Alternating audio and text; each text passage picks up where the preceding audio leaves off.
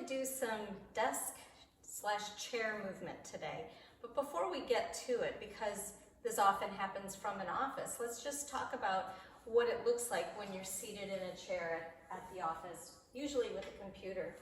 As you saw when I opened up, I was like this. It's a fairly exaggerated, but typical position at an office typing on the computer. What we want to do is, first thing we want to do is move forward in the chair so that my sits bones are grounded and I'm not enjoying the ride back on this tucked chair, which would tuck my pelvis, and it's really not good for my pelvic floor or my low back.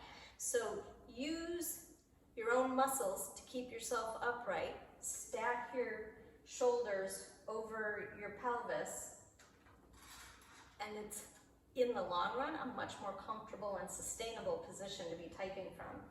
But let's address some of the other problems. My shoulders were really rounded, and that happens because of my elbows being out to the side, which makes internal rotation up here.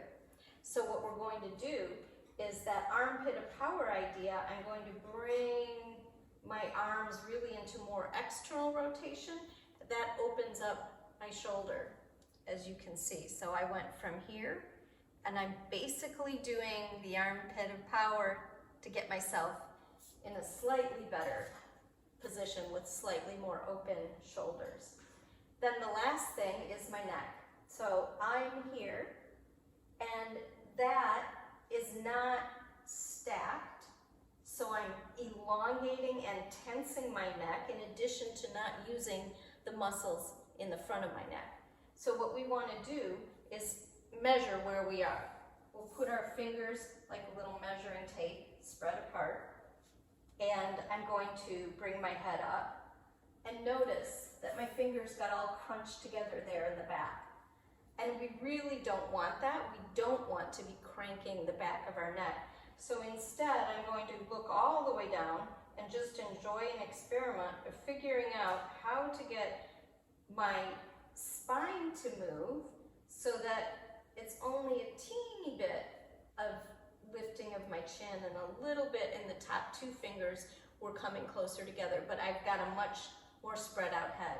Another way to think of that, another way to think of that is you go from here and you're pushing your chin in, making a little bit of a double chin, and it has the effect of elongating your neck. So you can see from here, if I ramp my head back, I'm getting elongation in the back, and I'm working some muscles right here, which is awesome. So this is now a much more balanced way, if I've got to be sitting at a computer, a much more balanced way to be there. I'm going to do head circles now with you to start off our warm-up, and I'll face the camera so that you can see what I'm doing. The very first head circle, I'm going to have my right ear come to my right shoulder, and I'm going to let my head go back. I'm going to lift my chin, so instead of just doing a lazy drop of my head, I'm focused on lifting my chin, left ear over left shoulder, coming down. Again, ear to shoulder, elongating the front of my neck, and then left ear to left shoulder, and down to the right, lifting my chin, and down, and then reversing, left ear over left shoulder, elongating the front of my neck, lifting my chin, right ear to right shoulder, left ear to left shoulder, elongating the chin, and one last time, opening up the front of my neck and coming back to center. Then we're going to do a little more controlled head circle. So what we're going to do here is imagine that there's a line right up and down in front of our nose. And I'm going to try to trace that line with my nose. So as I go to the right, I'm trying to keep my nose sort of in the center. And then as I'm going to go down this time, as I come down, and then I go to the left. And you can see I got a little off center but it's not as big a circle because I'm trying to follow that parallel to the wall line. And I'll reverse. It's easier for me if I keep my eyes closed when I do this, so I'm not distracted by what I'm looking at, and I'm just envisioning my nose drawing a line. It's great for your brain to just challenge it in a couple of different ways. So we're just going to do a little side bend now. So my right hand is just reaching down. I'm really anchoring through my left hip. My left arm is reaching up. My ribs are in my body, and I'm just feeling the space here on my left side. Inhaling, feeling the expansion. Exhaling, using that marble traveling up to help me sit upright. And then going to the other side.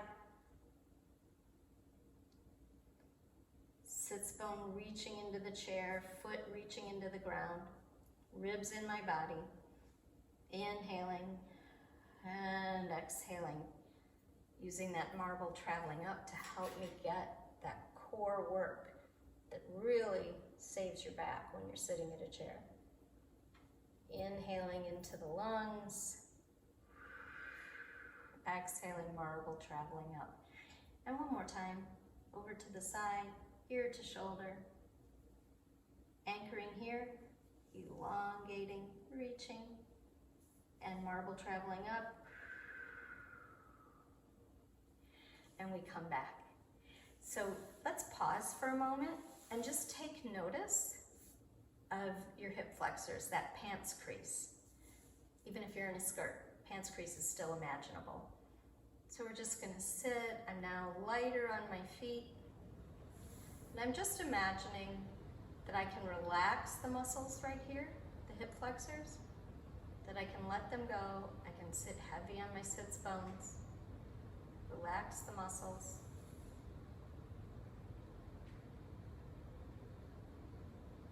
And then we're ready to twist. So we'll twist the way we frequently start, thinking about moving just above the belly button. So I've got my hands on my ribs, inhaling and exhaling. My nose is staying with my sternum and just turning my rib cage at my low ribs.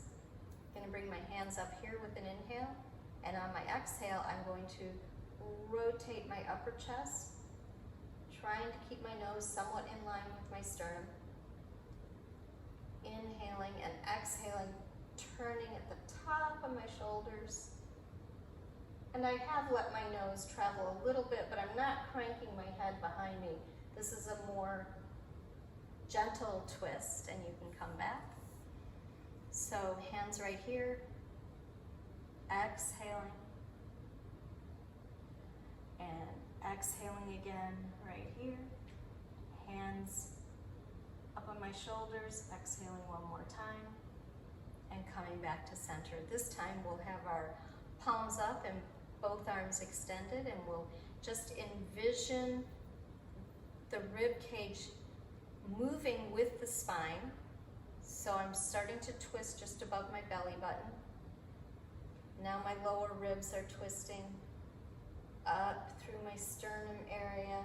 I'm following my hand as I'm twisting, and then I might get as far as my shoulders are gonna go, and that's about it.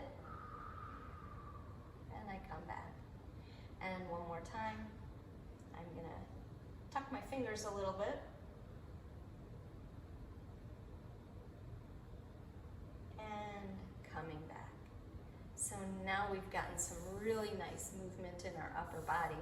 We'll continue that with our shoulder blades. So I'm going to turn this way so that you can see what I'm doing.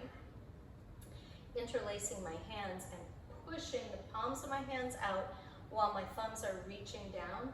And I'm not going to do a cat-cow.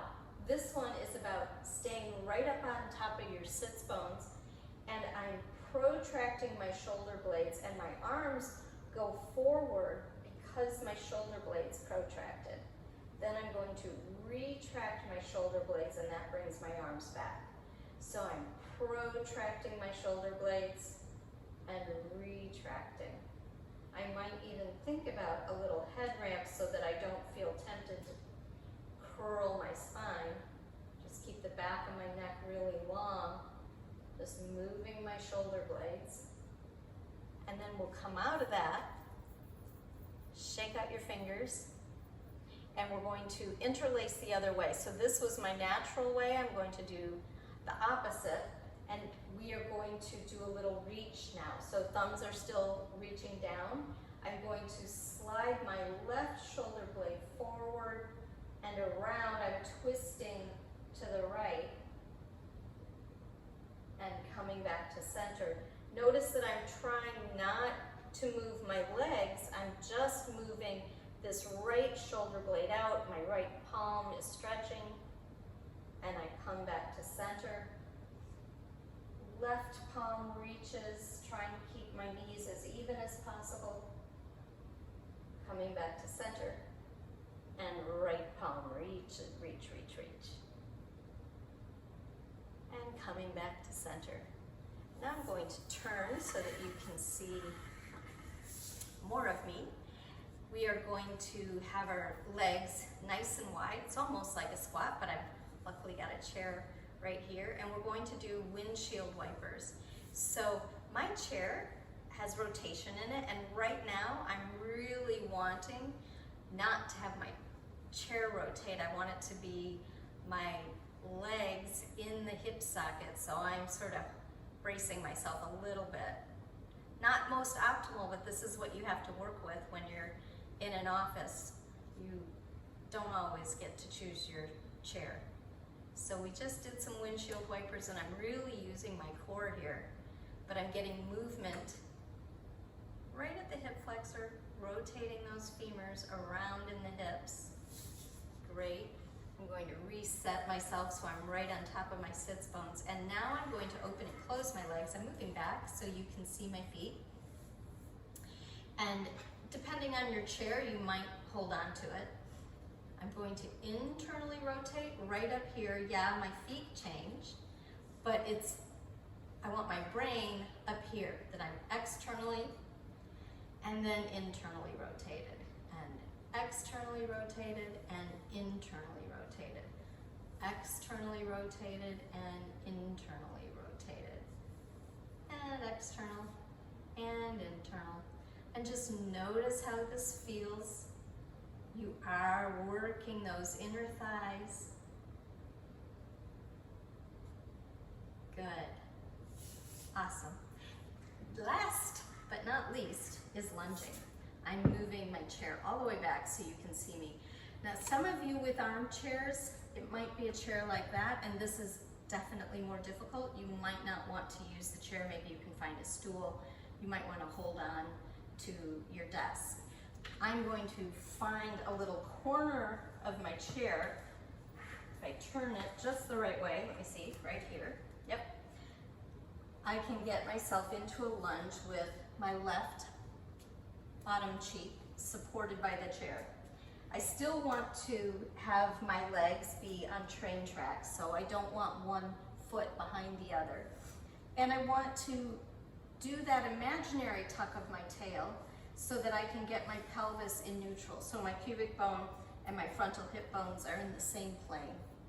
So here we are, and I'm really grounded in my front foot, my left foot, grounding into the chair with my left hip.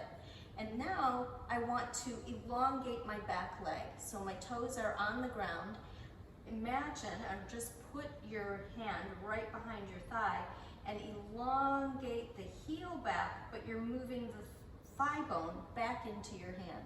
So I'll show you that again. You move the bone back into your hand, you're not moving the pelvis. So I'm moving my leg back. We'll do that one more time. So that's 4 times that we reach back. I really feel the elongation here in the front of my hip. And we'll go for even more. We'll take our right hand up, moving that heel back. I'm now going to side bend to the left. And I feel an absolutely delicious elongation. I'm really reaching and elongating my right side. And I'll come back, and I'm going to go over another time, reaching my right heel back. And one last time, third time. As I come back to center, I'm just going to open up again. So it's that same movement above the belly button. I'm moving up my spine as I rotate, and I'm trying to keep my hips as still as possible, but if they need to come along for the ride, I don't want you torquing your hips, your SI joint. And keep your arm as low as you need to keep your shoulder open. So if you get up here and you're all crunched, bring your arm down here and open and close from here. Good. And then we're going to switch to the other side. So here I am, getting myself set up.